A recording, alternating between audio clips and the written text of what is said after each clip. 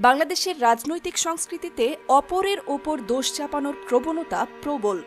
কোনো একটি ঘটনা ঘটলেই নিজেরা দায় এড়িয়ে যান, দোষ চাপান প্রতিপক্ষের ওপর।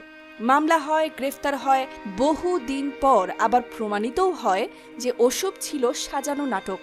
বাংলাদেশের প্রায় প্রতিটি বড় অপকর্মের দায় মোচন হয়েছে ব্লেম গেম করে।